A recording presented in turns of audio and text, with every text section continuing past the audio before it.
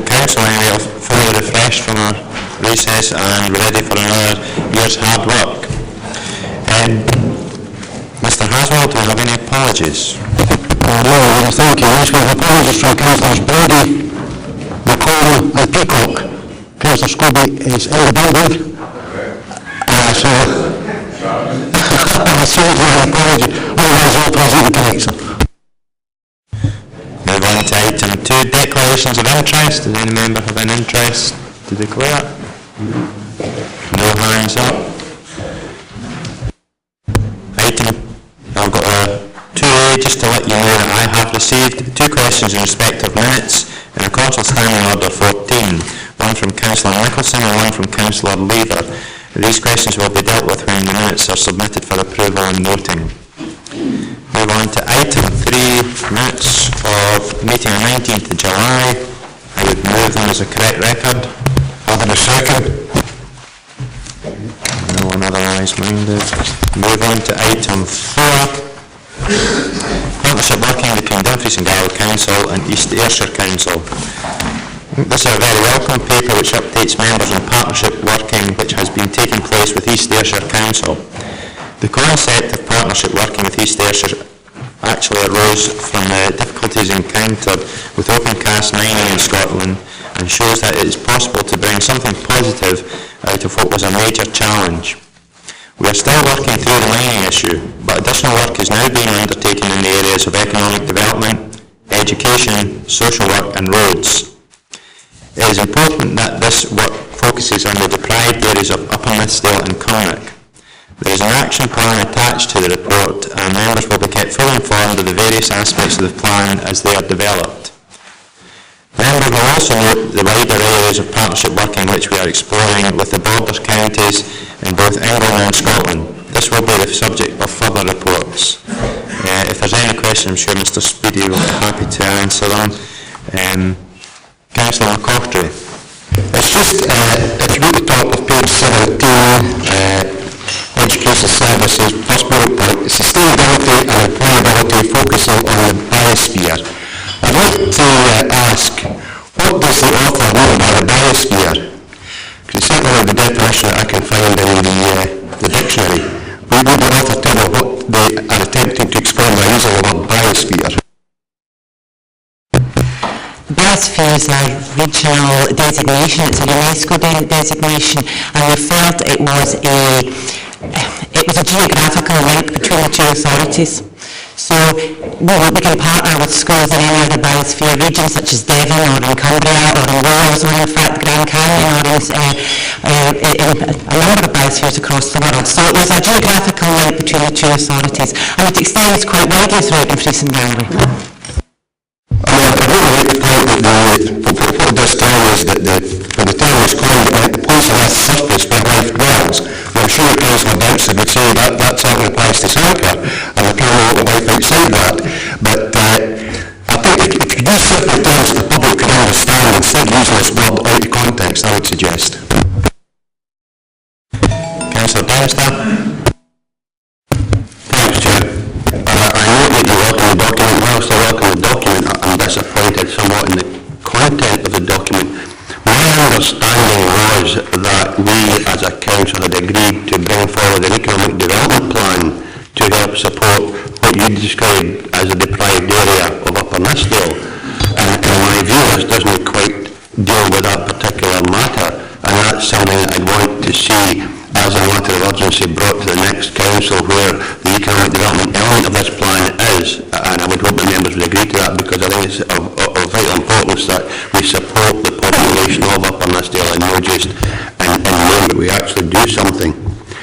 If you look at 3.3, to date political leadership from both councils have met. Well, certainly, although Councillor Simon and I would describe ourselves as political leaders, as representatives of the communities that we are trying to support, I would have thought a courtesy would be extended to us to be part of that exercise. To date, we have never been consulted.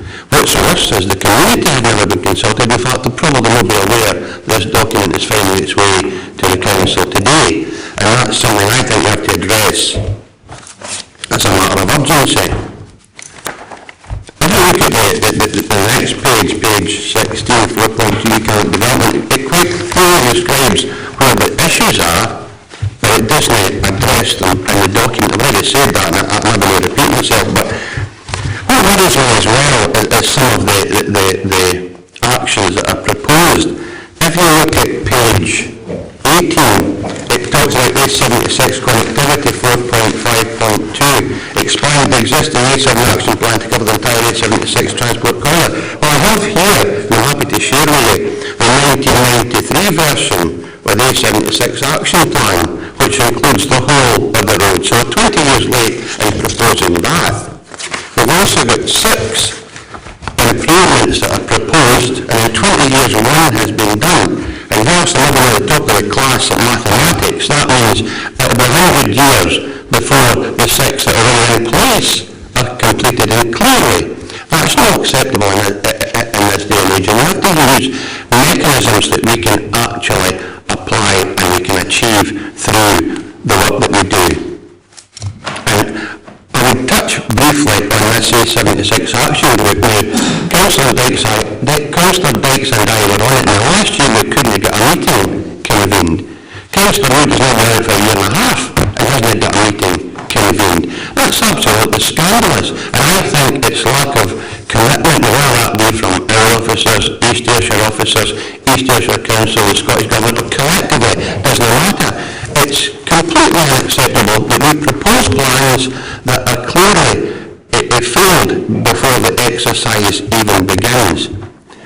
And if I do want to briefly to public transport, you're not going to be surprised to know that whilst we're talking in a document about improvement to public transport, Stagecoach have just changed their route, or the timing of their route.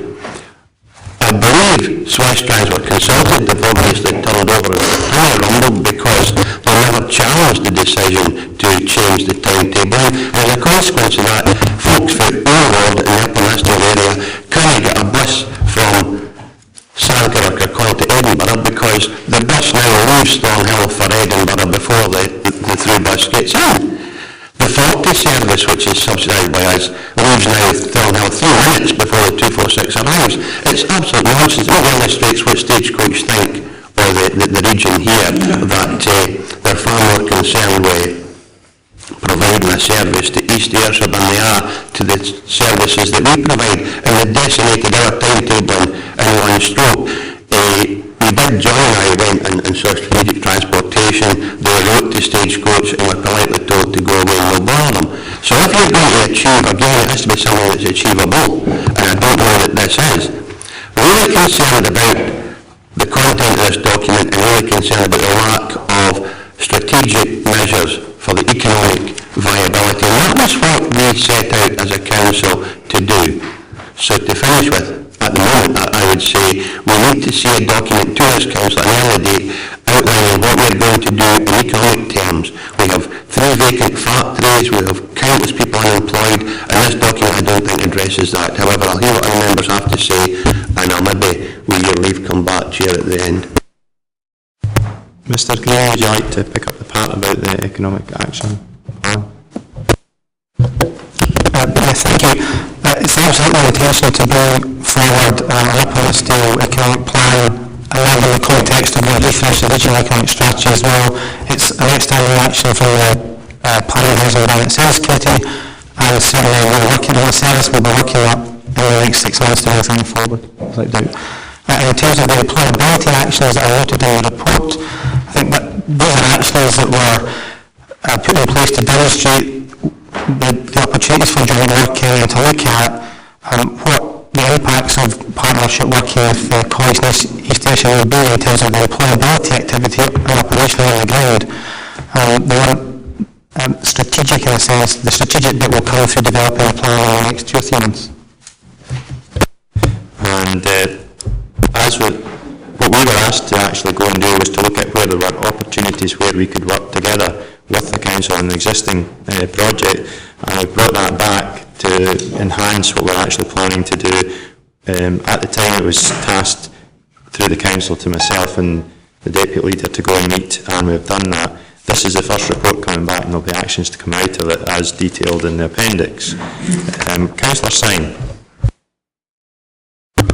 that's right. When I first heard of this initiative, I was quite looking forward to working in partnership with East Ayrshire Council. Representing the northernmost part, as it says in the paper, of the authority, I am aware that we do share similar challenges to that of East Ayrshire, especially the new Conlack end, the south end, which is further away from the capital town like we are from Dumfries. But 3.5 it mentions services built around people and communities.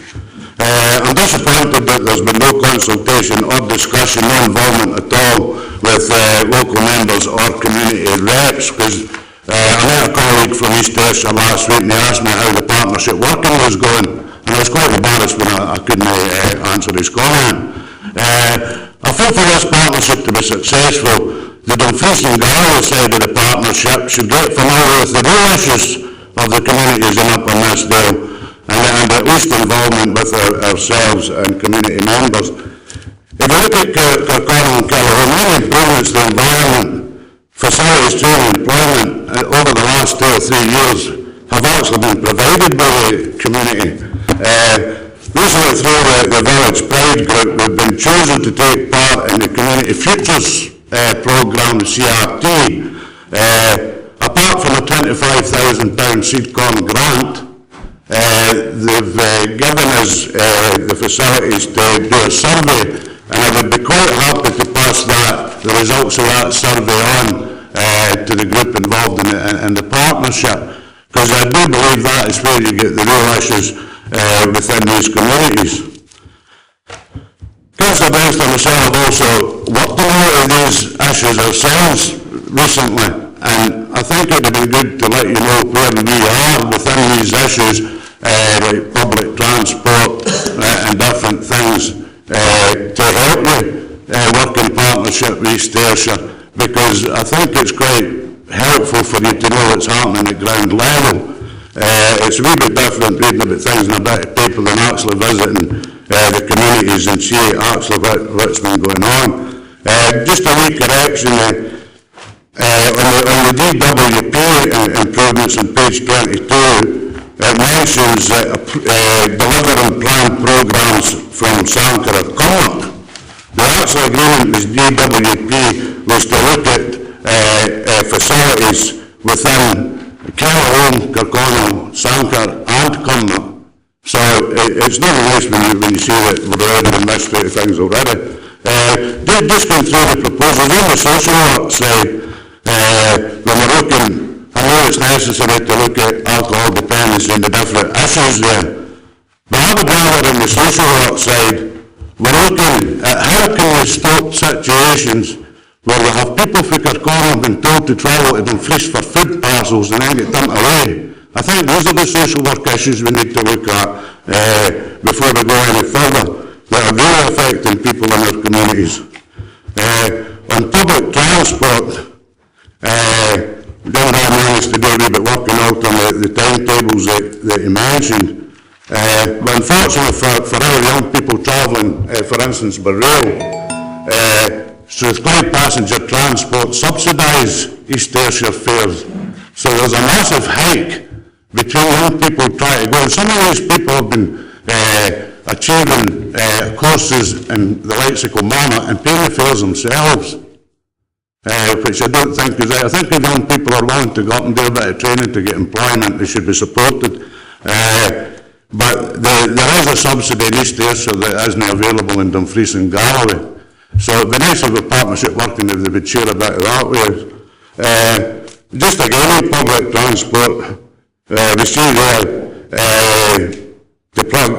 places to plug in electric cars. I don't know anybody in the area that's got an electric car, but I know that for the last 30 years we've been trying to get disabled access at Kirkconnell Station.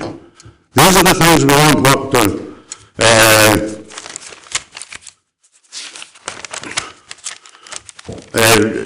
Just to finish off the bit about the community transport as well. Most of the community transport in Ayrshire is done through the coalfields.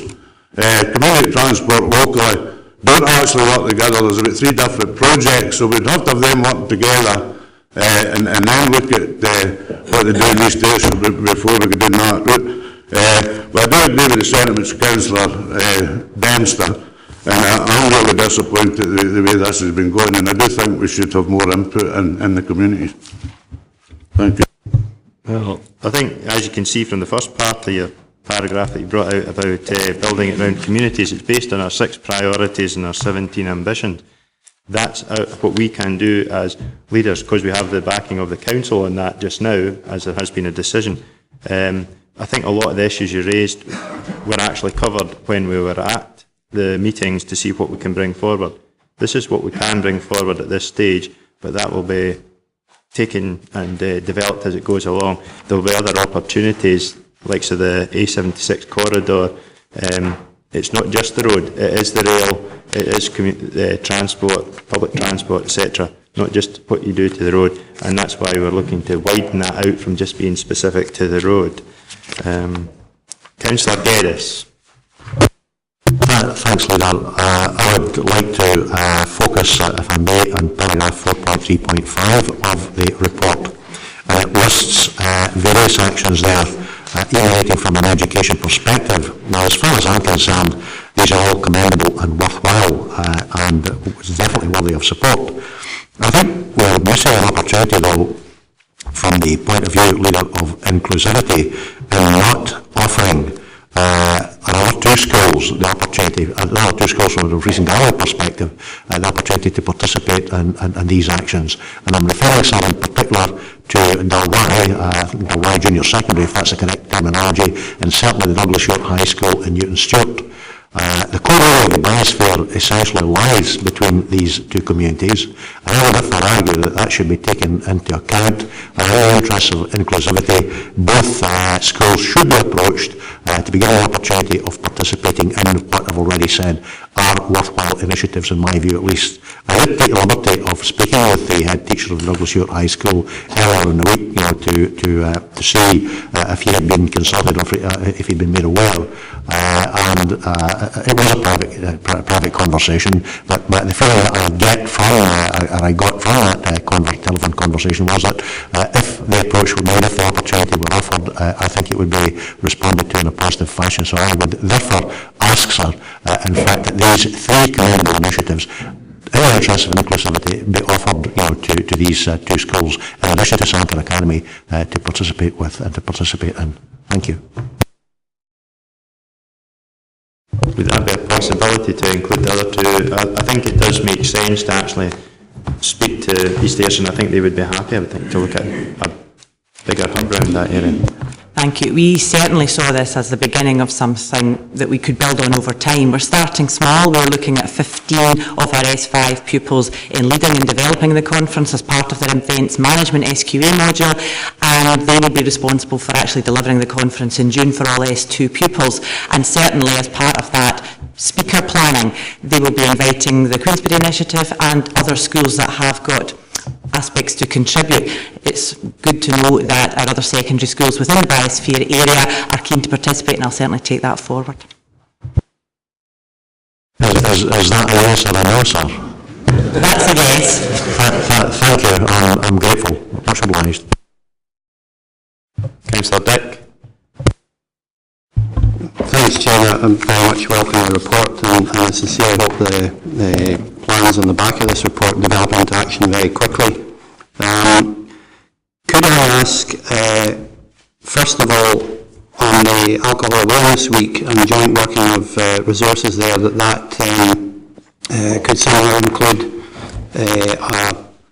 a kind of a development of joint working between boards and forums across councils.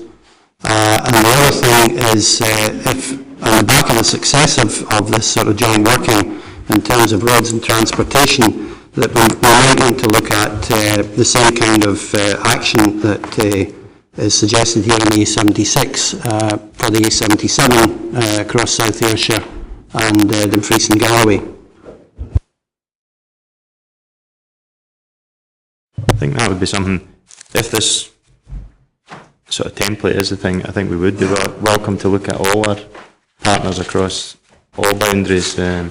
We have the borderlands coming up, and it's referenced, as well as the look across the loch to Northern Ireland, there's opportunities there that I think we need to explore as well.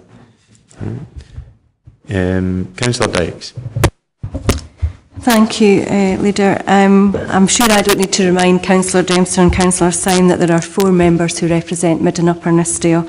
I am one of them. I am pleased to see this report. I think that there is future here and there's some good ideas of ways of working. However, I would like to ask about timescales. I'm very much pleased to see this report, and I do understand that this was what was asked for at a higher level. I do think that now we're in a situation where we could filter that down and ward members should have an input at the next stage. I am looking for some timescales though. This is all very well and good, but I would like to know when some of the actions that are discussed here will be put in place. Mr. Speedy, do you have a timetable at hand or something that, as things develop, you will send out to all members? Thank you very much, Leader, and thank you for the question, Councillor Dykes. Yesterday, East Ayrshire Council approved this report through their Cabinet and commended the partnership working. And if members are minded to approve this report today, it's the intention of officers to get together and firm up these timescales very quickly. There is a further meeting between the leaders due on the 11th of October, and it would be the intention of both sets of officers to have a clear time frame, clear timetable for actions ready for the leaders come that meeting. I'm very aware, particularly on the A76 action group, of members' frustration. I can assure members that they'll get every support from myself and my officers within the Council, and we're very keen to get that action group meeting in September.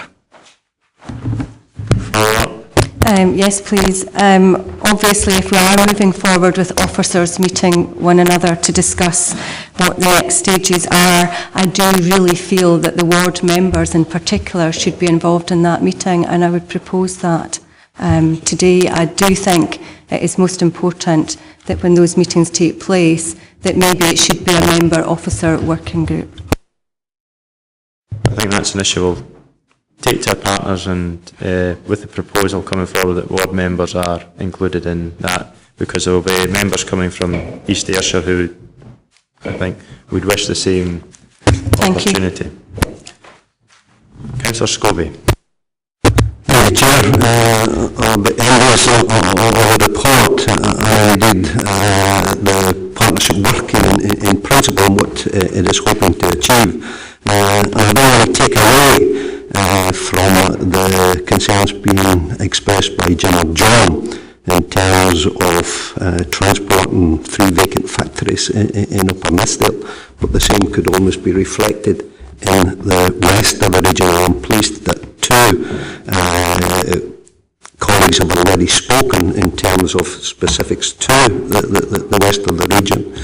But similarly, we've got working relationships that we can forge with South Ayrshire. And if I give you an example, Chair, where Alan has benefited from the activity in the West, where 20 plus jobs were lost in Newton Stewart, and these were fish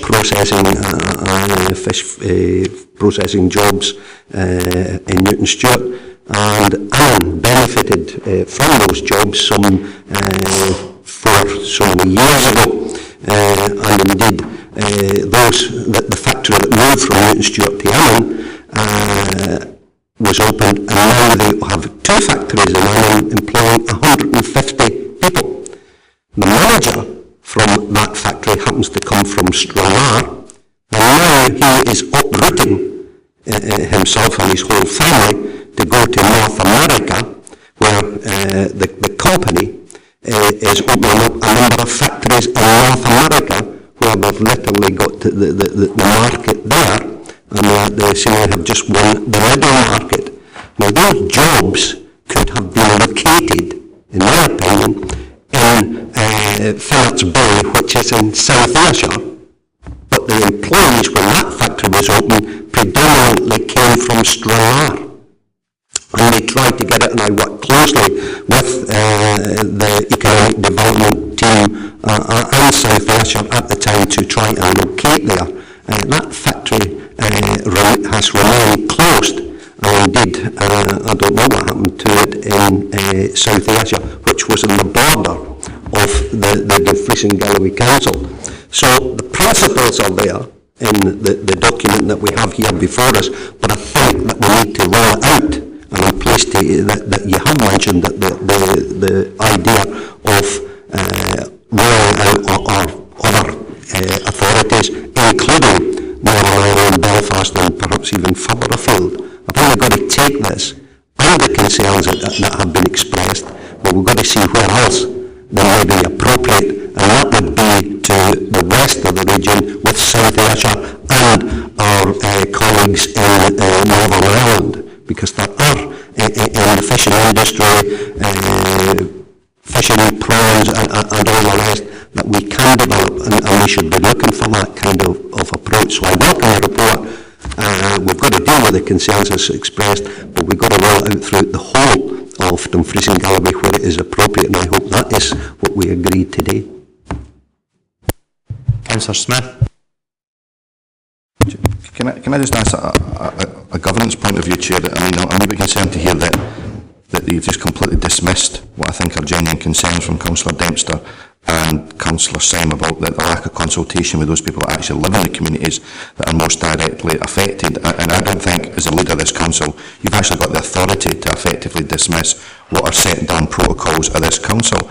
Now, the member officer protocol states quite clearly at 6.4, members must be consulted on any issues which are likely to have significant interest to the local community in their ward. At 6.2 it says members have a right to be consulted by officers on specific matters of interest to you as local councillor. More significantly, at 6.3 it says members must be consulted on all significant new projects and initiatives in their ward at the planning stage in order that their views may be taken into account. And I would just like to know why the member officer protocol has been completely ignored in this case, because the local members and those that are living in the communities have not been involved in this process whatsoever. And I don't think we can develop partnerships based on a top-down approach where we tell communities what they're getting. You've actually got to involve those communities. So if the member officer protocol doesn't come into effect in this topic, can somebody tell me when it does come into effect?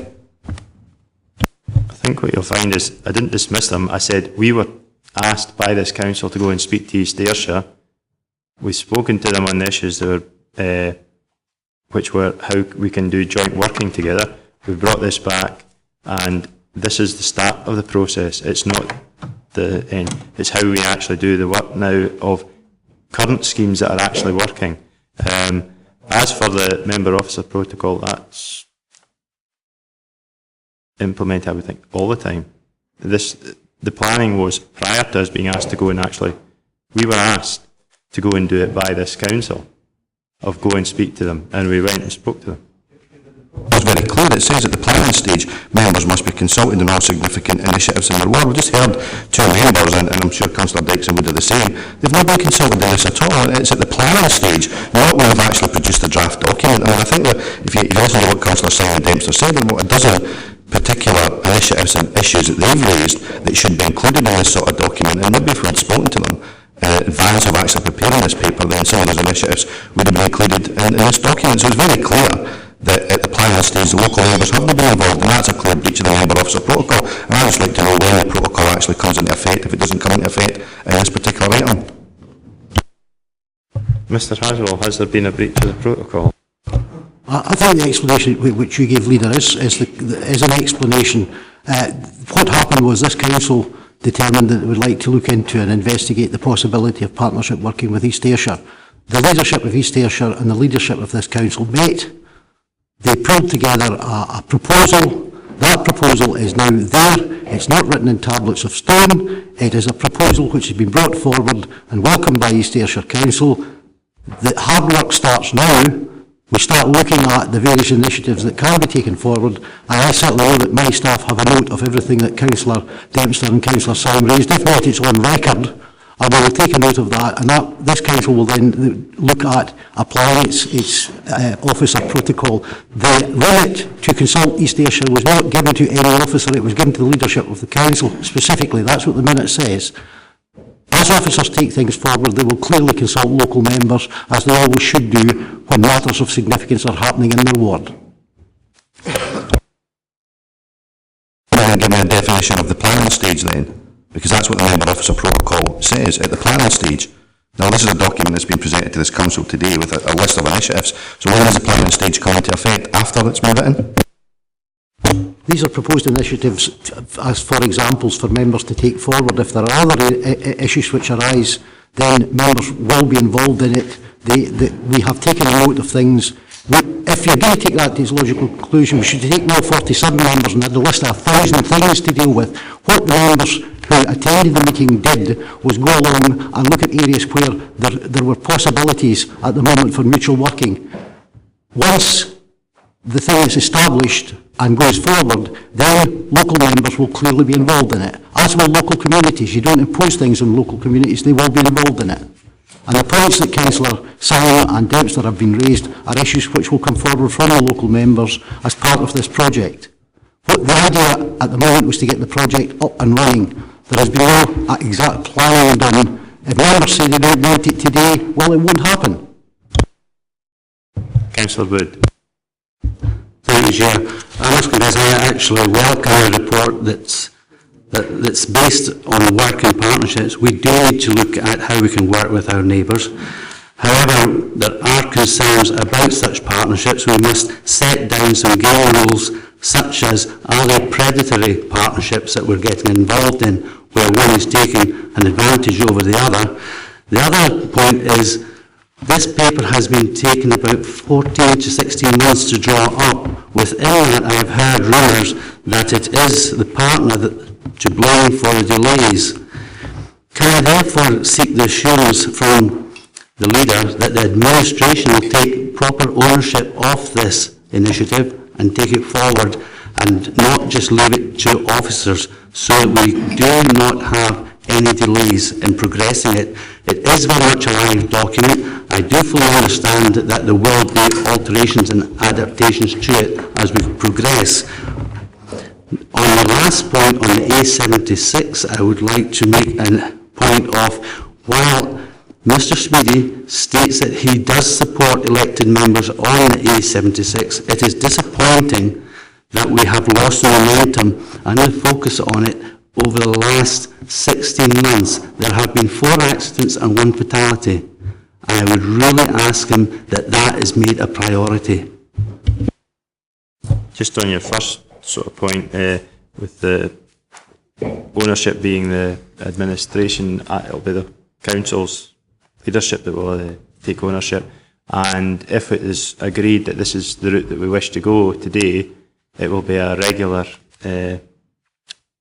point on our regular meetings that we have to discuss any issues that seem to not be coming forward continuously. So this would be one that would be on as a regular item on our agenda when myself and the deputy would meet with the chief executive or a chairman or a director. Councillor Davidson. Thanks, Leader. Perhaps not for the first time, Councillor Scobie is way ahead of me. I do welcome the report because I think it's the first time in 6 years that I can remember that we've seen a report of this nature, a structured approach to partnership working with one of our neighbouring authorities and an action plan arising out of it. Very much following on from the point that Councillor Scobie made, is consideration being given to the opportunities that we, I'm sure, would have with others of our neighbouring authorities, both Scottish authorities and also, for example, Cumbria, and indeed potentially partnerships in Northern Ireland. I know, for example, that from previous work on community planning, members of Ballymena Borough Council have continued to express periodically an interest in looking at things that we might be able to do together in the future. They have, for example, some interesting approaches to economic development and regeneration that we might be able to benefit from and learn from. I think this is a good start, but I would like to see it very much as a template that we can look towards it developing more structured partnership working with other neighbouring authorities, as I say, in Scotland and further afield. Councillor Carson. It's really just a follow-on. I wonder whether it's appropriate, given the comments from Councillors Dick, Geddes and Scobie, that we actually have some sort of recommendation that consideration is taken in all the partnership working proposed in this that's taken forward to work in the Stranraer, Newton Stewart, Dalry and also the border area, that there's actually a recommendation that consideration is taken to roll this out across the region. Councillor Marshall. Thanks, Chair. My concern is there is kind of a breach in protocol, and actually when I look at the report and the appendix and the action plan, the concern I've got is that you've already heard that all 4 local members that were in this deal have not been consulted on any of this. These are projects and initiatives that are being tabled to be brought forward. I'll just take an example. We're asked to agree all the opportunities that are to be taken forward on this. If you look at the very first one under economic development, we know that youth unemployment in Dumfries and Galloway and obviously in Ayrshire also is a major issue. So we've been asked, I don't think we've got the fullest information because we've been asked to, with regards to the first point, a business enterprise centre, establish potential to roll out East Ayrshire model to Sanker and Wallace Hall High Schools. What is the East Ayrshire model? How many members that have said they welcome this report know what the East Ayrshire model is? I take it that the only person that can answer the question is Councillor Collins, because he's been involved in that, so he can maybe tell me what that is before I actually agree that that is a good project to take forward. Because at the moment, I'm expecting to have the fullest information, and it's just a statement, but I don't know what that model is. Maybe you can tell me. Thanks, Councillor Marshall. I would refer members to the opening lines of this paper, the purpose of the report. And the purpose of the report is to provide members with details of the outcomes of the discussions that have thus far taken place with East Ayrshire Council on the partnership working opportunities that have been developed over recent months, and that's what the leadership was tasked to bring back. Had we not brought back some form of development of those discussions that have taken place, then we would have been accused of being remiss in the report, lacking that information in detail. Insofar as the collaboration between the leadership in East Ayrshire and Dumfries and Galloway Council is concerned, that has been taken forward as members of this council requested and extended across the officers from both councils for further discussion to explore those areas of advantage that might be linked to East Ayrshire by Dumfries and Galloway or by East Ayrshire to Dumfries and Galloway and vice versa. Now, that's where we're at this point in time, and the plan as laid out gives the opportunity now for members to drill down with officers the specifics of how those initiatives can be taken forward. So I'd like to see members getting into context what this paper is about that's in front of us here this morning. Follow up, Councillor Marshall. Thanks for that, Councillor Collins, but maybe I'll give you a chance to answer the question. Basically, you've stated at the start the outcomes, but obviously as well, if you look at the recommendations, we've been asked to agree the opportunities that, to take forward, which includes these projects, and what I'm asking you is, because obviously you've been involved in it, and I don't think anyone else knows the answer, what is the Business Enterprise Centre model in East Ayrshire? The whole purpose of this, as I say, is to agree the opportunities to be taken forward in the action plan as in the appendix, and members will be spoken with regard all and every initiative that we can see advantage for on both sides of the border, and that's for officers in their professional capacity to share that information in detail equally with all members. And obviously, we know already that the councillors don't run this council, it's officers. So can I ask you and Green to tell me and explain, what the East Ayrshire model is? The East Ayrshire model is detailed under 4.2 as an exemplar model of delivering opportunities, with business enterprise opportunities within schools. This is something that has been recognised nationally. When we addressed it, our officers looked at whether it would be beneficial to our schools to see if something that we would take forward, and they have come back with a recommendation that yes, the model that they have in place is something that we would look to take forward. That will come through the action plans and deliver to the local members to show exactly what that model reflects.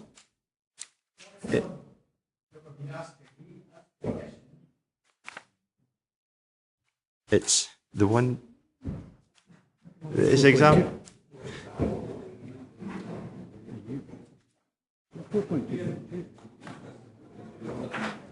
Do you wish to expand on what's in the paper? You know, it's based on how they deliver the service in school. Chief Executive. Chief? I've actually visited, and if the members care to read, they would say it's explore the potential to roll it out. You're not agreeing to roll it out. I would have to say, partnership working's hard, and it's going to be harder after this meeting.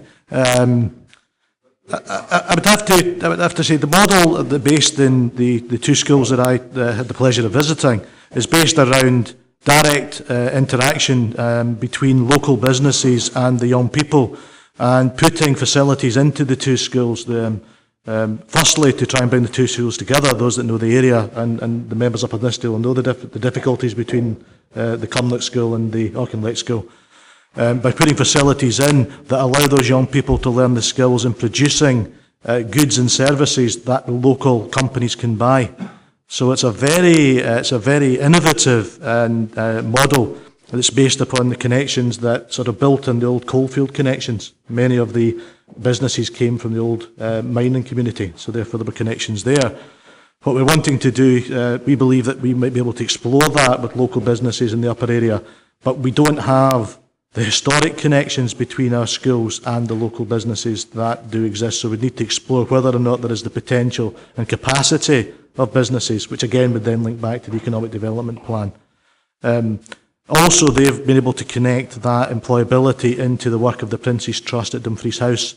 Now, we don't have a similar, but we might be able to access the facilities of Dumfries House by moving back up if we could link that to our education profile. So it's an innovative, it's an award-winning, and I'd be happy to provide members or any group with further information, or indeed ask one of the drivers to come down and speak to groups individually or members, because it's an exciting model. Obviously, members agreeing to form a member officer working group to take local members to the school to see it, to meet the young people. But I think more importantly, the process is led by local businessmen. Local businessmen come into the school to lead the process, rather than it's led by teachers. And I think it's important there. So it's an innovative process. We need to find more about it, because it was quite a long gestation period to try and get up and running.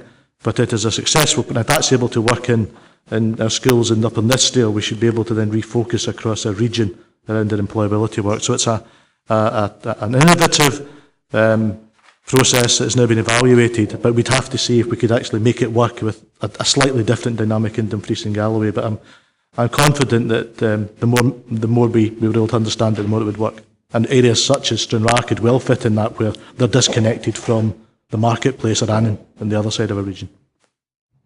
Councillor Ferguson. Excuse me, thank you, Leader. Just a couple of things. Of course, this is primarily the problems arose in Upper Nithsdale. It's not an Upper Nithsdale problem, because there were significant numbers of people, both employees and employers, had business up there from other parts of this region. So I think that needs to be recognised, and it's not been up to now.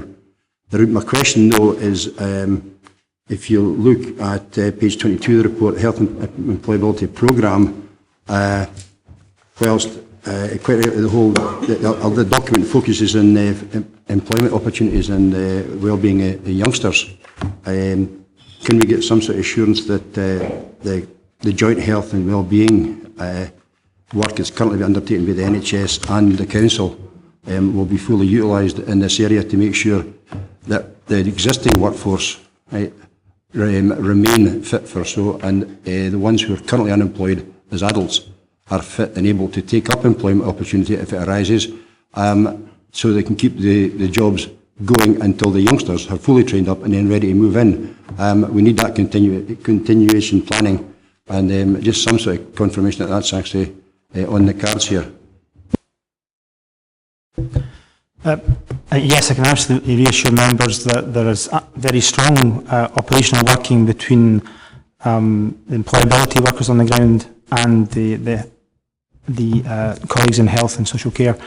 This is an additional contract from DWP that brought additional resources in and actually complements and adds value to the existing work and networks, which actually includes some co-location activity around some of the activity we do, linking our employability link workers with the health agenda.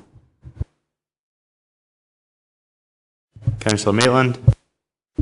Thanks, Leader. I've listened to everybody. I think the report shows that there are enormous opportunities to be gained through partnership working. I've got no difficulty at all with moving the recommendations. With the extra issue at the end, certainly what would happen, I think, in the statutory, because I have great sympathy with members not being kept up to date, just as a matter of keeping people alongside about what's happening, that 2.4 notes further progress updates will be submitted to members in due course, and that in the meanwhile a ward forum will be convened to gain members' input as to how this best can happen, that the local membership can be taken forward with it, because it's nothing but a good news report, this. I'll move on to second-time speakers. Councillor Geddes. Thanks very much indeed, Leader. Let me say that I agree entirely with the suggestion. I think it was put forward by Councillor Scobie and Davison. I think we should use this, what's been proposed here, as a template, as it were, in relation to our partnership working with other local authorities. Perhaps the template will require to be refined, developed and strengthened in light of ongoing experience, and I have no problems whatsoever with that. I would also, pick up on the point the Chief Executive made about partnership working. I think it would be a big mistake, Leader, for us to fall into the trap of assuming that partnership working is a panacea and it's a cure-all for all of us. It's not. It is hard. And the worry sometimes is, in fact, that today, to be successful, partnership working has got to generate its own synergy, its own dynamism, because if that doesn't happen, you finish up, in fact, with certainly the partners having to, get their teeth in frustration of it operating on the basis of the lowest common denominator. And Councillor Wood already alluded to that in relation to, and it is a certain aspect of the biosphere, that some of us have been extremely frustrated, in fact, that partners have not been viewing this with the same degree of urgency and importance, perhaps, as we have been. And hopefully, at the end of the year, Leader, working in this fashion, and that includes South Ayrshire as well as East Ayrshire, working in this fashion will address these issues. One final point I would make, and I'm sorry, sir, I'm breaking on taking I gave you earlier on this morning, but it's in the back of what Mr. Haswell said earlier, so he can blame him for me doing so. And that's the issue of the Dark Skies Park.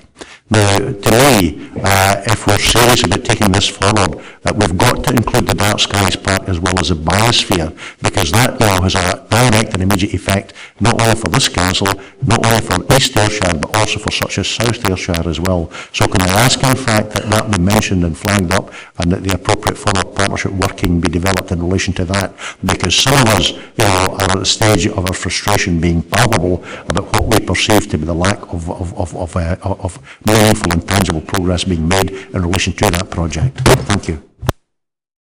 Councillor Dick. Thanks, Chair. And I just want to reinforce that I think this is an extremely innovative and welcome report.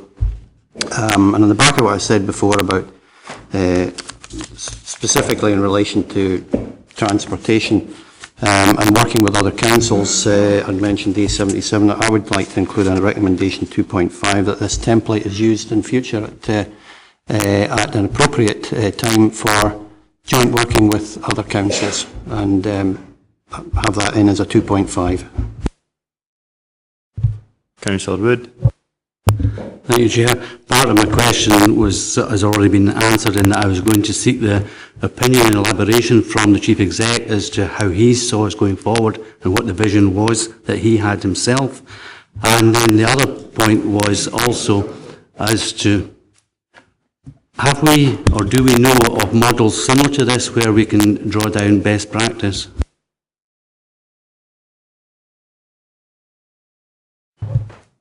Mr. Speedy, do you have any knowledge of it? other models? I'm not aware clearly of any detailed model between other councils. I know that the other councils do work together.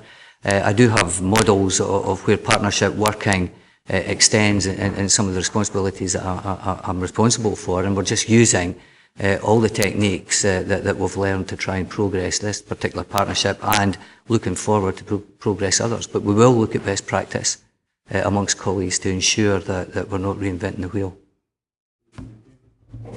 Councillor Dempster. Thanks, Chair. Councillor Geddes talked about dark skies a wee minute ago. Well, I can tell there's been a dark cloud hanging over Upper Nithsdale for a long, long time, and it's time that cloud was lifted.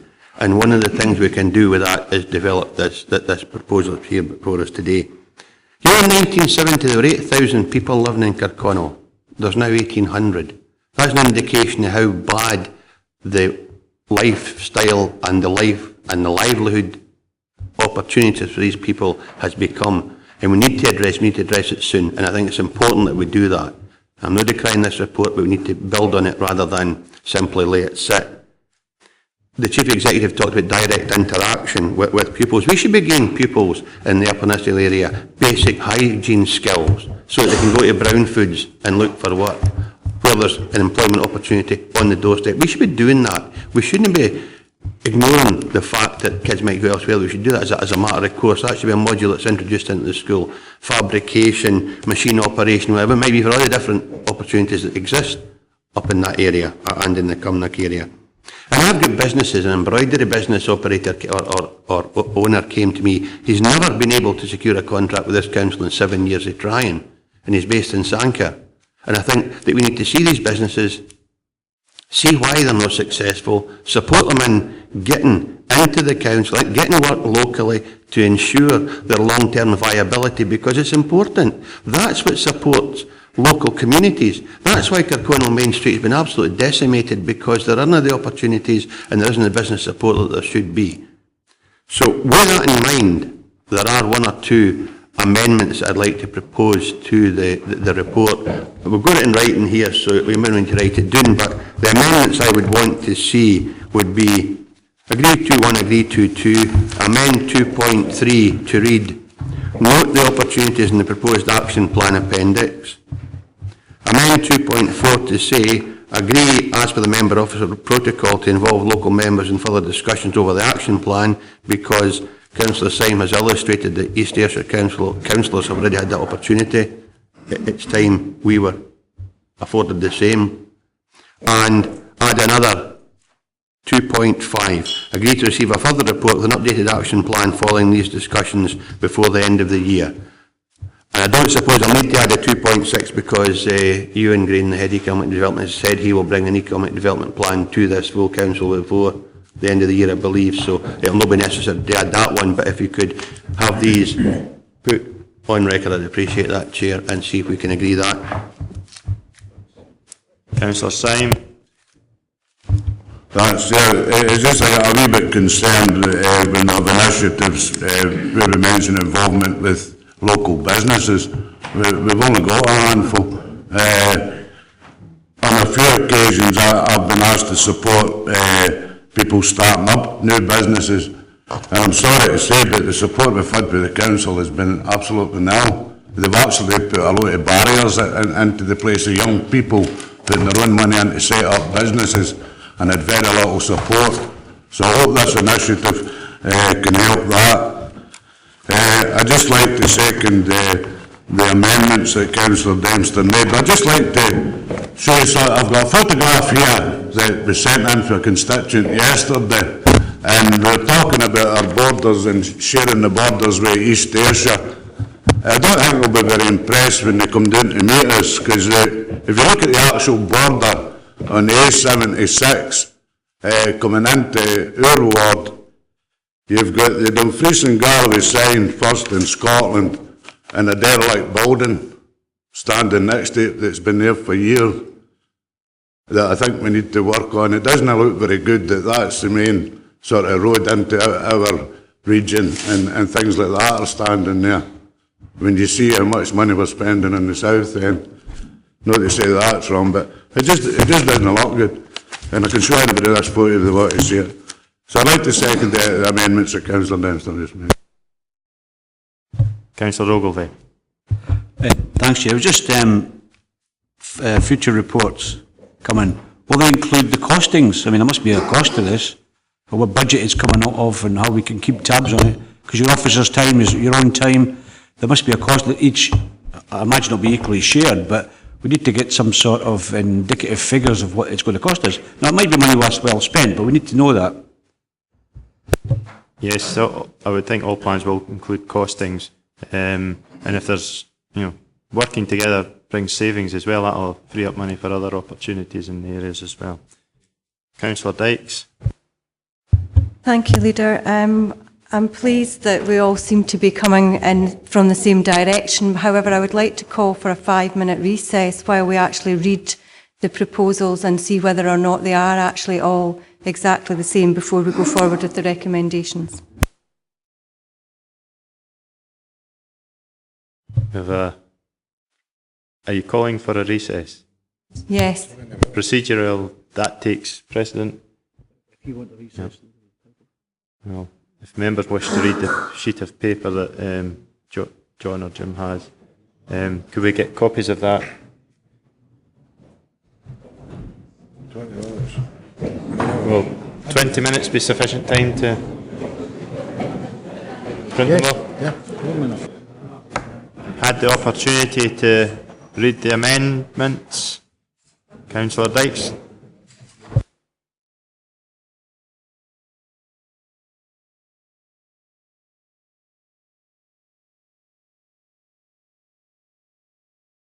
Sorry, thank you, Leader.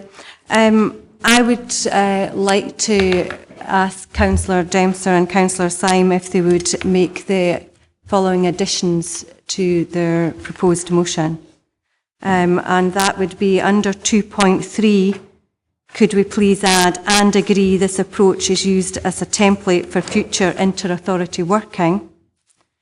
And under 2.5, could we change the wording to read as follows: agree to receive a further report with an updated action plan, including other appropriate projects, before the end of the year. Chairman, happy to adopt that. I take it, Councillor Dykes, as though including the text that's at 2.3, note the opportunities in the proposed action plan, and then add after that, and agree the template is used for the inter-authority working. And I'm happy with that, Chair, if that's what Councillor Dykes is saying. Yes, I am. Councillor Syme, are you willing to accept those modifications? I'm happy to accept the modifications, Chair. With that, is there anyone otherwise minded? No? Right, thank you for that. Mr Haswell, did you get the chance to note down that just to record? Yes, Leader, I've got the gist of the amendment. 2.1 and 2.2 are agreed. 2.3 is amended to read, note the opportunities in the proposed action plan in the appendix, and agree that this approach should be used as a template for future inter-authority working.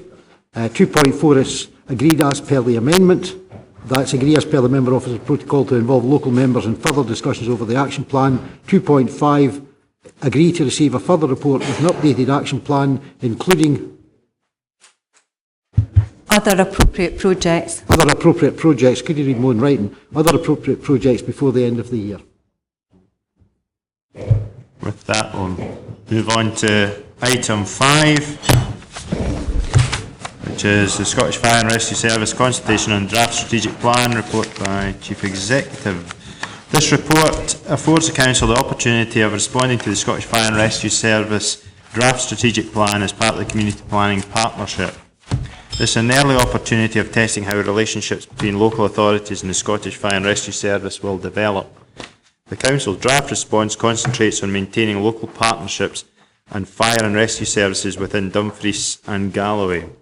I will ask the Chief Executive for his comments on the strategic aspect before opening this matter to members.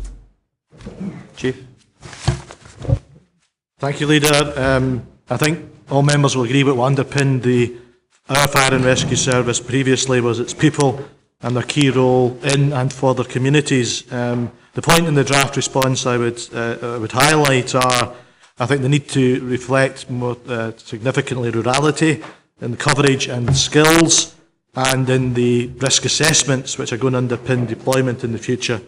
I think also to ensure capacity remains to engage, not just listen to our communities, engage with our communities and partners. And I think that's what we'd want to see. That's how we were successful in the past. Also, I think we do need some clarity on the definition of the word equity in the document in relation, and I think that ties back to rurality. That there are many ways to cut a cake, but we've seen examples before which that centralises resources rather into areas rather than maintains. So that's the issues I would highlight from a partnership perspective and speaking to my colleagues in the other agencies. We've got Liz Manson and Neville Wright if we're needing any questions answered, if there's any specific things. It is our response to the Scottish Fire Brigade's plan. I have Councillor Ogilvie first.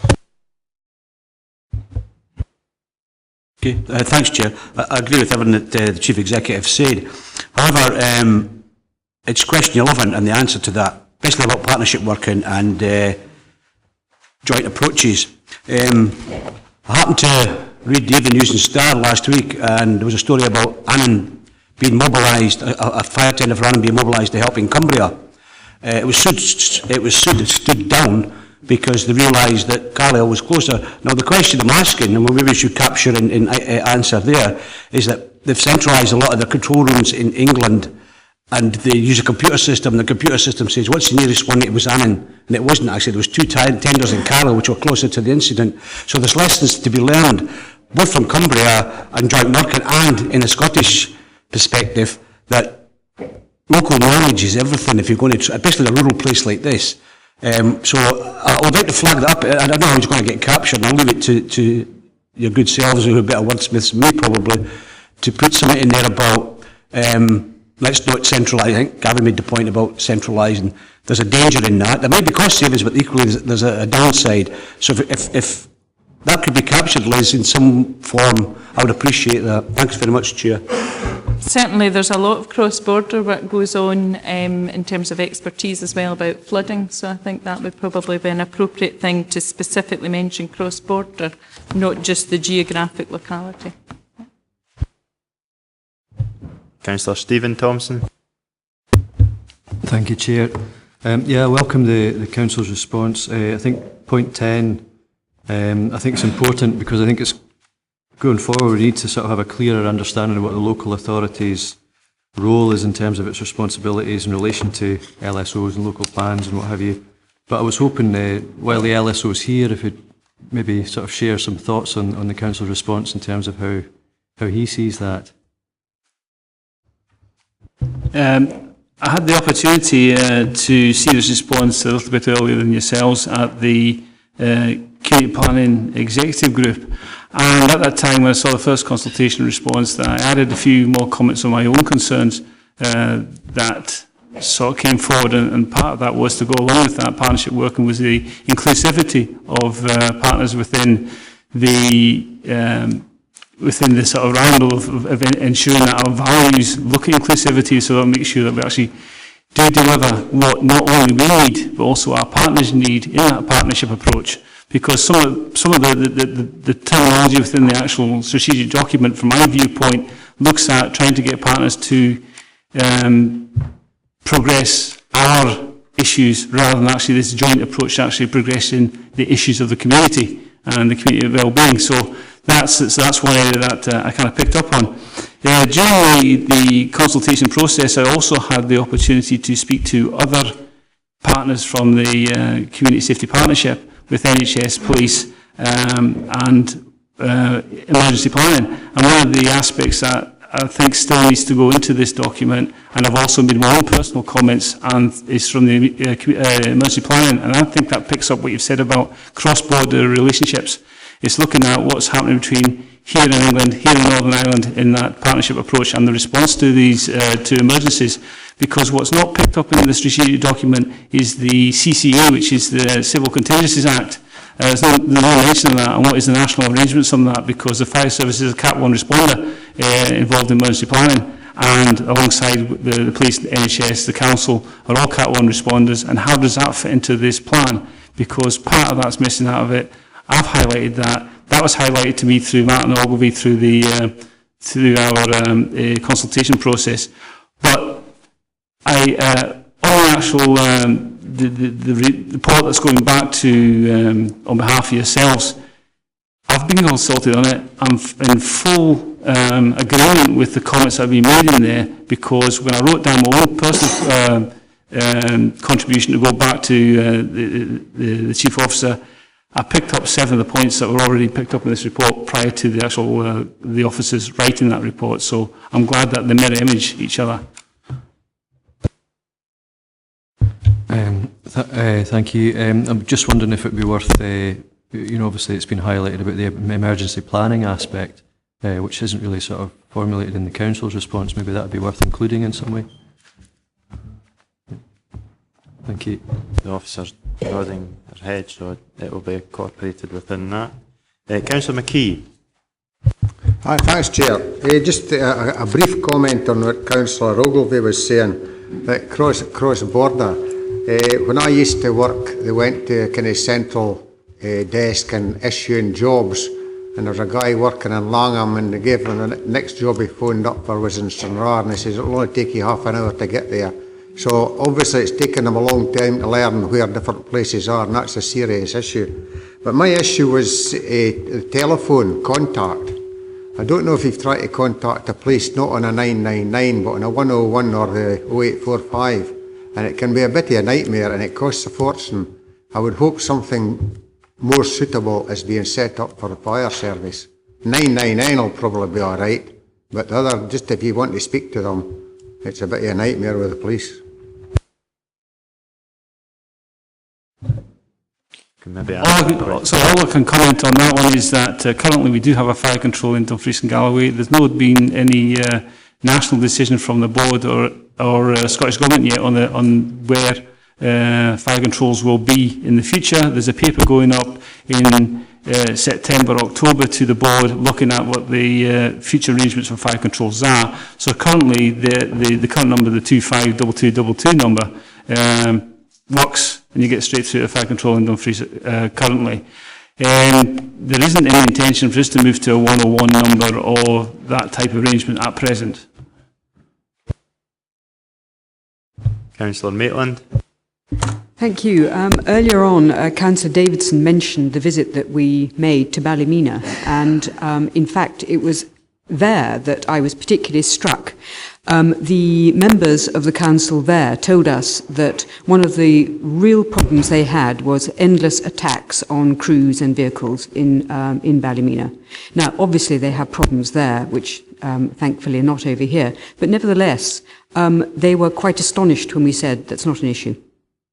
And I think one of the reasons that it's not an issue is because of our retained fire staff. I think what the Chief Executive said about our people being completely enmeshed and the role that they play in our communities through the retained fire service firemen personnel is incredibly important. And certainly I would like to be sure that anything that we have said here or anything we've agreed to here would not make it any more difficult for the fire service to engage in partnership working to do with the sort of activities they did on role models with let's say less advantaged youngsters who were handpicked in order to take part. I think the Stewardship Area Committee will remember these, which were very successful, and I just want to be sure that whatever we do here makes it completely clear that there is a wider role for the fire service in this part of the world.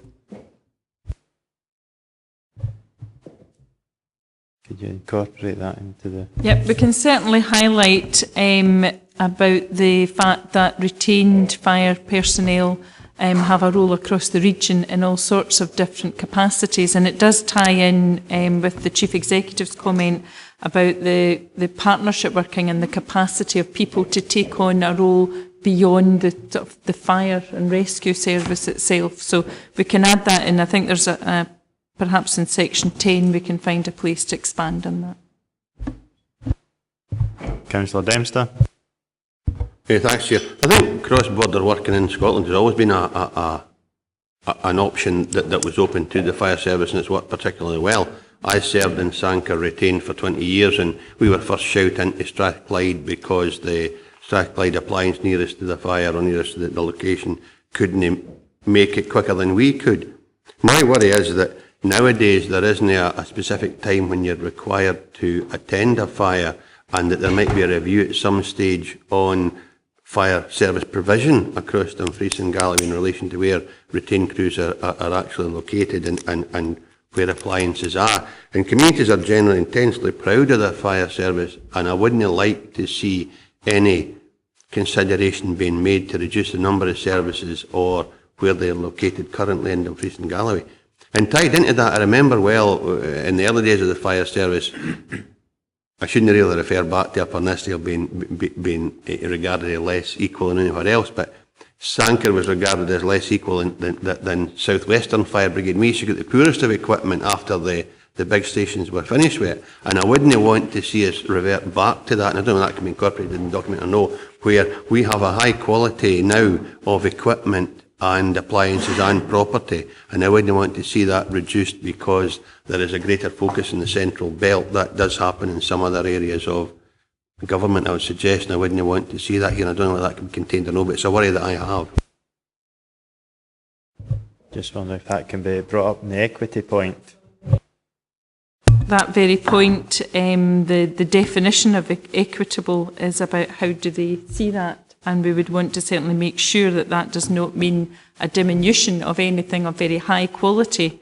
And I think that the flood pods was also mentioned as something that we have invested in, we've developed, and you wouldn't want to lose that to other parts of Scotland or for that to be diminished. So certainly happy to expand in section paragraph 9 with these comments. Councillor Wiper. Thank you, Chair. It's on the issue of retained firemen. I've had a few concerns raised by local retained firemen about the raising of the crew numbers from 3 to 4. I don't know if it's all the time or just at weekends, but it's seemingly harder for men to get time off at the weekend because they need that extra man on the engine. And I was just wondering why that has been implemented, especially as it's actually harder to attract retained firemen into the service nowadays.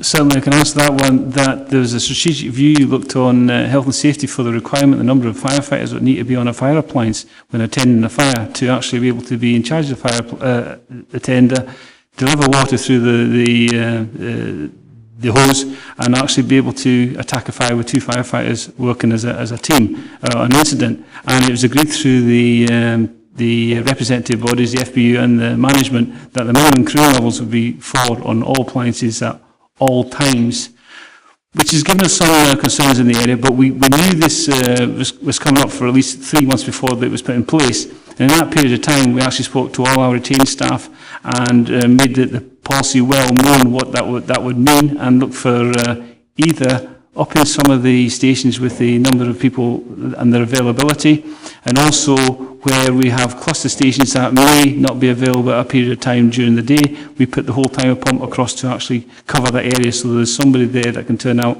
And it has happened on other occasions where we've had Moffat and Lockerbie not available for, say, an hour during a particular part of the day. We have put the second pump in Dumfries across it to cover that area for that eventuality. So we have got processes in place to deal with it.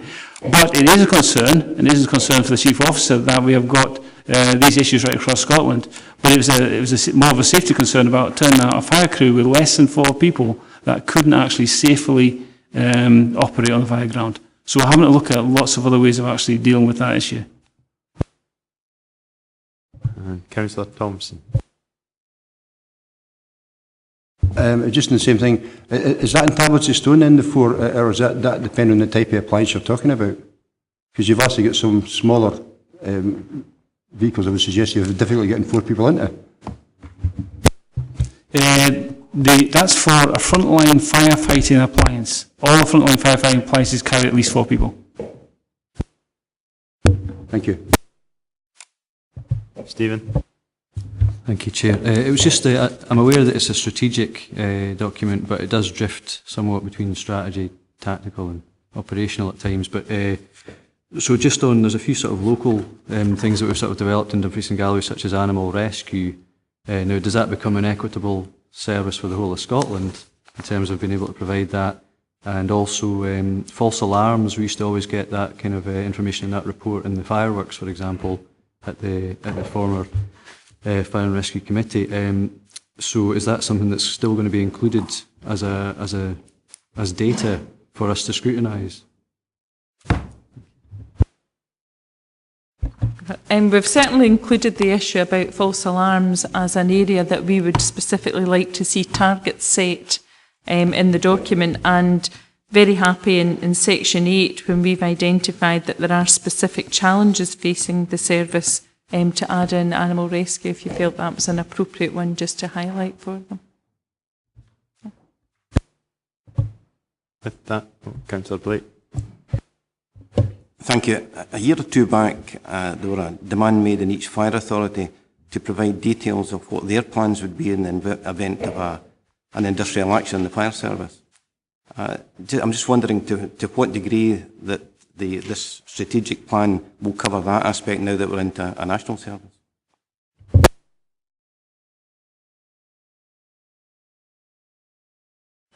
Legislative-wise, at the moment, the Chief Officer is actually has the responsibility to ensure that there's contingency planning in the event of industrial action. As you know, currently we're heading towards that direction, because today is the last day for the vote if there's a firefighter strike in the next coming months.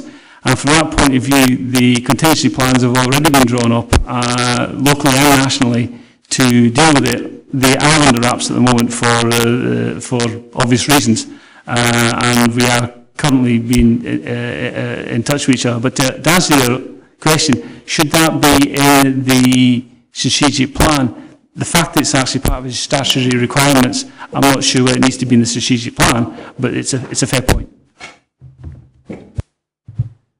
With that, no further hands up. We have had the 2 or 3 points, I think, taking a note of them, Liz. Can we agree to participate in the joint response with other local partners to the Scottish Fire and Rescue Service? Agreed. And agree any additions or amendments to the draft response to the Scottish Fire and Rescue Service draft strategic plan attached? Agreed. Right. Thank you for that. Move on to item 6, European Parliamentary Elections and Scottish Referendum 2014, designation of polling districts and polling places, report by Returning Officer. This is delegated to Policy and Resources, and as such I would move that we remove delegation to allow us to take the report forward. Anyone otherwise minded? No? Right. This report sets out the process for a statutory review of the polling districts and polling places in Dumfries and Galloway. We have already looked as a council at a review of polling districts where there are less than 150 voters, and this will inform the wider review. Members will be offered the opportunity of commenting on polling places and polling districts within their wards as part of the review process. As can be seen, the Returning Officer is already planning for the European elections and referendum, and the Council is again being asked to endorse the requirement for an adequate cadre of staff to be made available for these. If there's any question, I'm sure Mr Haswell will answer them. Councillor Smith.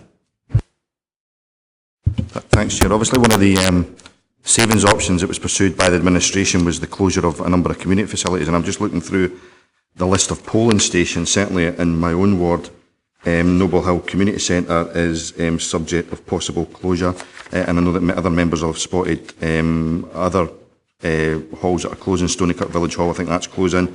Sorby Village Hall, well, nobody really knows what's happening there, but that's probably closing. I think Waverley Hall in Cretan's already closed. Glenkens Community Centre, there's discussions there that might close.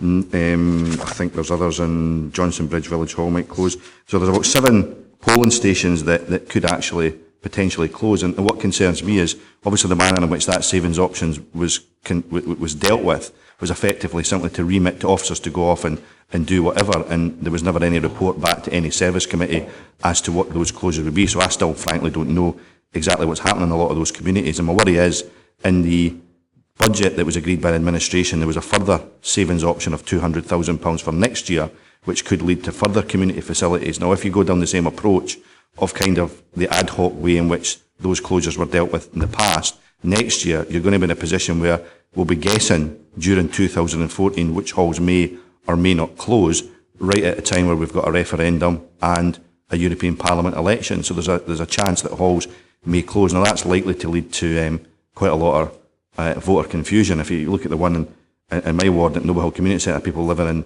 the Melbourne Avenue area, a lot of elderly people in particular living there have voted in that area for a long number of years, and we need to ensure that when this review takes place that we don't have this confusion over which halls may or may not close, which could leave us with a particular problem. We need to make sure that we actually provide adequate publicity to those communities that are going to have their community centre change where they've voted maybe for years, and there could be confusion when we change that, and we have to look at things like possibly mobile voting stations in some of those particular communities. And actually, for that matter, in some of our communities have already got incredibly low turnouts, because the last thing we want to do is disenfranchise voters in the run-up to these elections, and the way in which that whole review of community facilities was dealt with is simply adding to that confusion. Mr Hassel, I take it when you do your review you will take into consideration which halls may be open, may not be open, etc. I already have the list that Councillor Smith's alluded to, and we are looking at it. Many of the halls and community centres which the council are closing are being taken over and will be run by community groups, so that may not be an issue in those instances. I do take the point that Councillor Smith makes about ensuring that voters are not disenfranchised. In fact, I have a statutory responsibility to make sure they're not disenfranchised, so we will be doing a major campaign dependent on the outcome of the review, which we will be advertising, as members will see, for a 4-week period very shortly. With that, if we can move on to the recommendations. 2 1's been agreed to, 2's and are we happy with 2 3 and 2 4? Yeah. Thank you for that. Move on to item 7, Annual Treasury Management Report by Head of Finance. This report provides an annual review of the Council's Treasury Management facilities for financial year 2013. I am pleased to note a decrease, albeit small, in the Council's debt at a time when there is reduced availability of government borrowing. While there are many external factors affecting Treasury Management, the report shows that the Council's investments and cash flows, banking money and capital market transactions have been effectively controlled. I'm sure that if there's any questions, Mr Ewart will be happy to answer. Councillor Dick. Andy, can I just ask about the on page 46, the market long-term debt fixed rate. Last year it was at just over 11.5%, and it's down this year to 2.5. On the following, or over the page 48, the average rate was set at 14%. Can you just explain why it was so high last year, and why it's dropped by around about 9%, and why the average is actually higher than that? Mr Ewart. The biggest component of the biggest influence on the average debt for the market debt in 2012 was an old Nithsdale District Council loan, which was made from the pension fund to help finance the ice bowl. That loan matured in December 2012, so it's dropped out of the market debt position. The 2 loans, longer term loans that we did take this year from local authorities in down south of England were around about the 1% mark.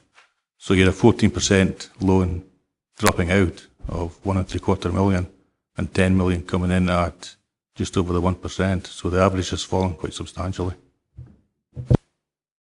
Could I just ask how much that debt was at the time it was taken out, and when exactly it was taken out? Is this the Nithsdale District one? The Nithsdale District, the loan from the pension scheme.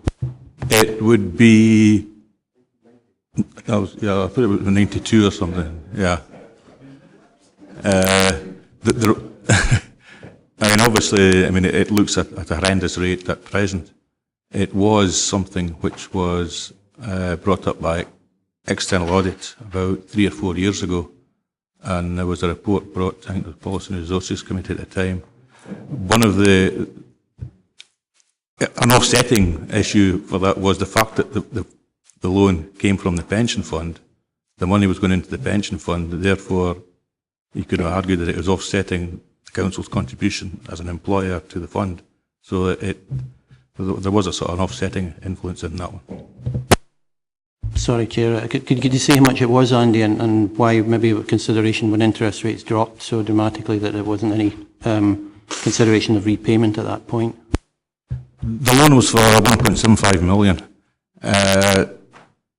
Consideration of repayment, I was one of these stuck between a rock and a hard place there. On one side I was looking after the pension fund interest, so the pension fund would, having made the investment, would be looking for compensation if there was an early repayment, which would have cost the council more money.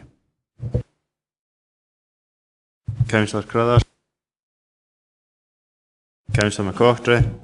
I was just going to explain the reason why it was 14%.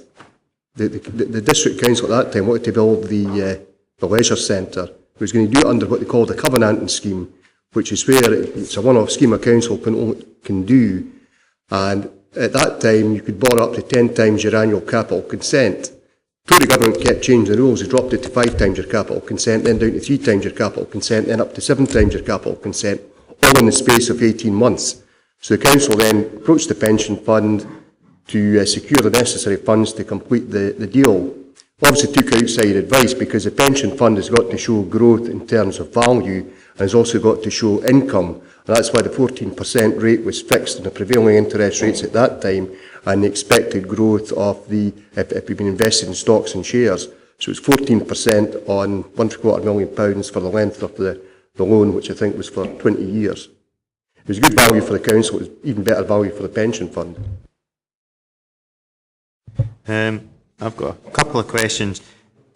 12-13, no opportunities for early repayment were identified during the year. Was that owing to the fact that interest rates have remained low just now and there wasn't an opportunity there? And the next one, on the next point, the total deposit limit of 20 million with the Bank of Scotland was exceeded on the 18th and 19th. Is there any risk to us as a council with that? I know it was sorted the sort of next day, the 20th, but is there a risk either financially or getting our knuckles wrapped by the compliance indicators?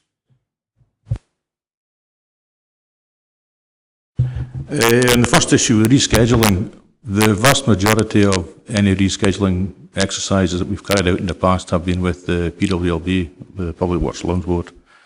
They brought in a dual pricing policy, I think it was November 2010 or 11, whereby the rate at which you repaid was different from the rate at which you could reborrow. So the margin that was built into that made a lot of the rescheduling exercises, well, it took away the viability of the exercises. There are still obviously opportunities where it comes to looking at market debt, but the cost and the sort of terms and conditions of a lot of the market debt are such that there was nothing there at present to look at. Rescheduling can work in both ways. I mean, you can sell low interest rate debt and get compensated for repaying it early, or you can repay high interest stuff, but then you've got to pay compensation for that. So it's getting a balance between the two of them. With regard to the breach of the Treasury limit, the £20 million limit we have with the Bank of Scotland is set within the council. That's a council decision. Basically, the Bank of Scotland act as the council's bankers, so there is obviously a cash flow influence in there. The limit of 20 million was set with an aim of a sort of 12 million day-to-day cash flow position and an £8 million investment allocation. What happened on those 2 days was that there was money came in late on the day the limit was breached the first time. All our treasury activities are carried out in the morning when the markets are operational. But on that day, there was a payment from, I think something like NHS, which came in late in the afternoon, which wasn't picked up until we were clearing down balances at the back of 4 o'clock, and there was nothing we could do, basically. The following day, there was payments going out of about £4 million for creditor payments, and I think there was one of our payroll as such. And the following day, there was more creditor payments. There was a big tax bill to be paid.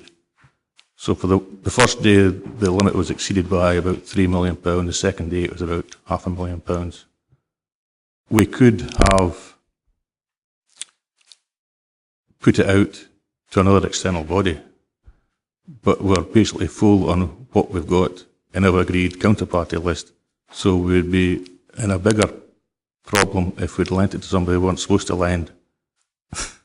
And the time scales, etc., it was felt they'd just leave it for a couple of days. If the Bank of Scotland was to go in those 2 days, we would have been in big trouble anyway. The other one that I had was the investment rates under 463. This funding for lending seems to have dried up things and things aren't looking good. What's the sort of impact going forward with that? We utilised offers from, it was mainly the Bank of Scotland who were offering premium rates for monies up to 3 months for a couple of years. So we were picking up the rates of about 1.1, 1.2% on 3-month money over that period. When the funding for lending scheme was introduced, the Bank of England were funding the commercial banks. Their requirement for external funds dried up and the rates dropped substantially accordingly. There still are issues, there still are sort of offers available, but the rates are now about 0.6, 0.7. So we're utilising the deposit accounts which we have, which are paying comparable rates, but giving us the flexibility of getting the money back whenever we need it. Councillor Dick.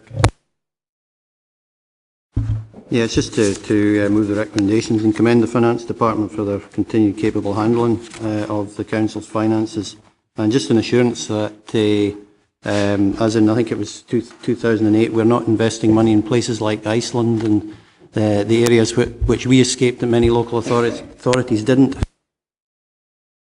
No, I can assure the members that our lending list is very tight. And we have money with, basically, we will lend to other local authorities who we consider should be fairly secure. We will lend to the major banks. The Royal Bank, Bank of Scotland groups, or the Lloyds TSB group, the Royal Bank group, who are government backed, and 1 or 2 other banks who have suitable credit ratings. We did have, for example, we dropped the Clydesdale Bank from our lending list a couple of years ago because of the rating fell to a level which we felt was just too low. So, I mean, if we don't lend to the Clydesdale, we ain't going to lend to Iceland or GCCIs or anything like that.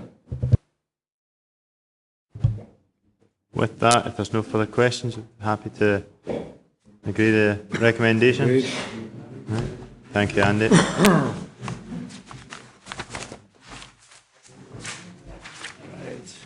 Right. Move on to the minutes. Take questions first. Yep. I just did one question. A question from Councillor Nicholson arising from the minute of the Planning, Housing, Environment Services Committee on the 9th of June 2013 in respect of item 11, which relates to the Bellwins scheme. Councillor Nicholson, would you like to ask your question? Thank you, Leader. The question was, what was the outcome of the Council's application for financial assistance from the Scottish Government under the Bellwyn scheme to deal with the additional budget costs incurred during the severe weather in March. I'll ask the Chair of Planning, Housing and Environment in accordance with standing orders to answer. Councillor Carruthers.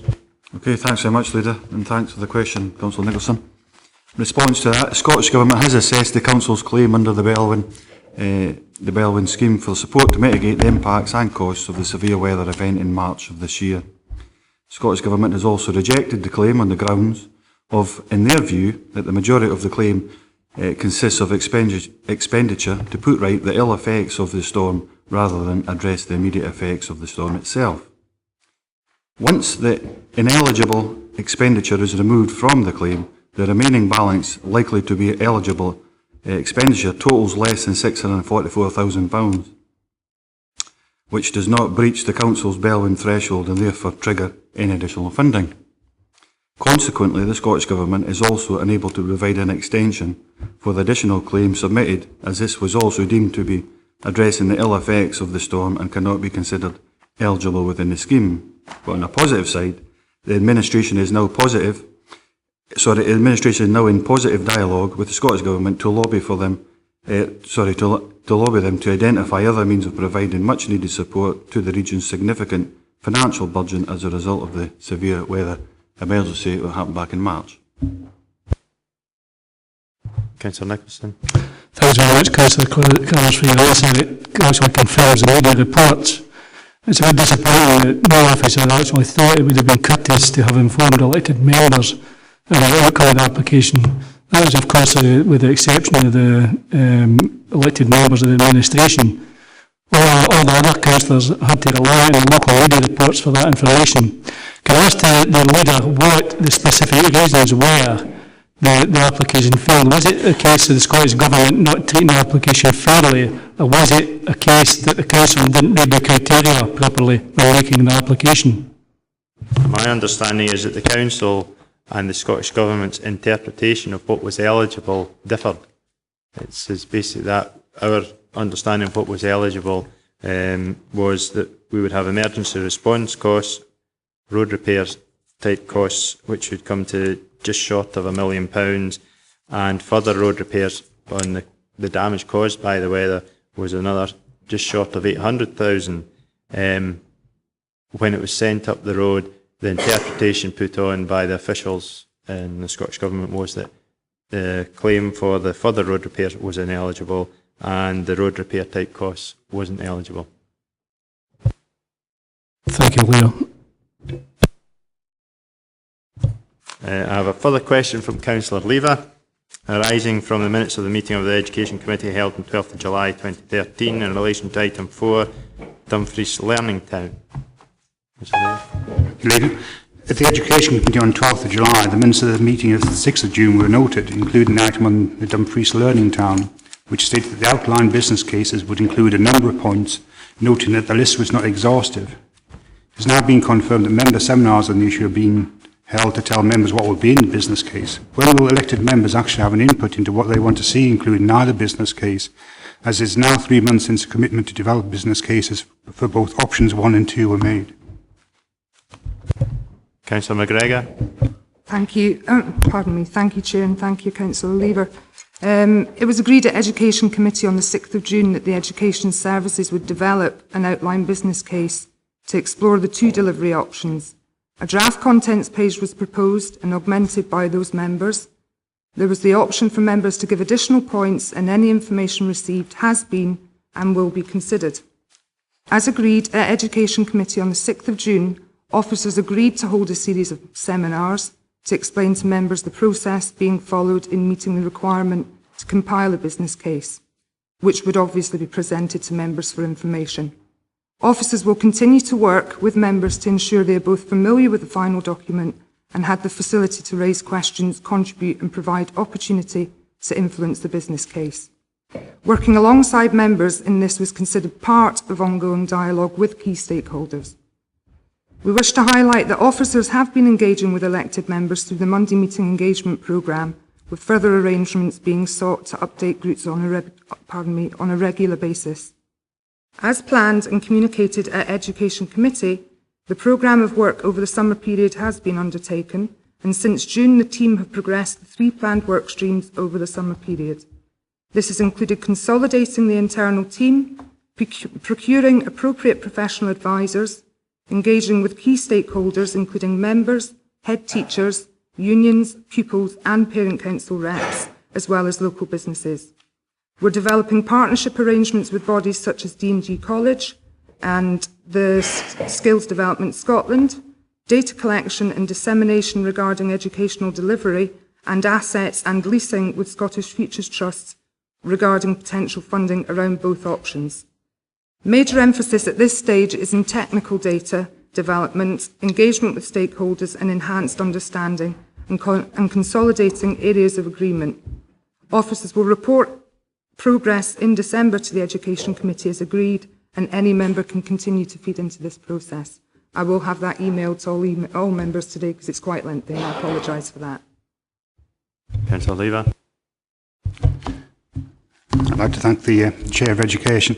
There's a concern that members, and more important the public, are not having any meaningful input into this process. The timetable on the Council's Dumfries Learning Town website states that a statutory consultation on the Learning Town will commence in January 2014. Now, a statutory consultation can only be held after full council has agreed its preferred option. It would only be held if the option involved a new seniors phase schools agreed. Can the Chair therefore tell me who agreed the full council would make a decision on this in January 2014? The proposed timetable will give the public no time whatsoever to comment on any business case published in December, other than a very narrow window right in the middle of the school Christmas holidays. Through you, Chair. Yeah, I appreciate that, and I think we needed to have a set timetable to ensure that targets were met and members were kept up to date as we went along. We've always said that that timetable of dates is movable. We are not going to make any snap decisions until we're absolutely certain that all members have the fullest of information and that the public have been consulted. And I give that assurance that in December, when the Education Committee is updated and we progress it to full council, if we need to delay that decision for a further month, that will happen to ensure that all members and the public are fully signed up to either option. Understanding orders, you have the right to one reply. I'm sorry, not a second one. Yeah. Right. We'll now move on to minutes of Education Committee of 12th of July 2013. Can we take that as a correct minute?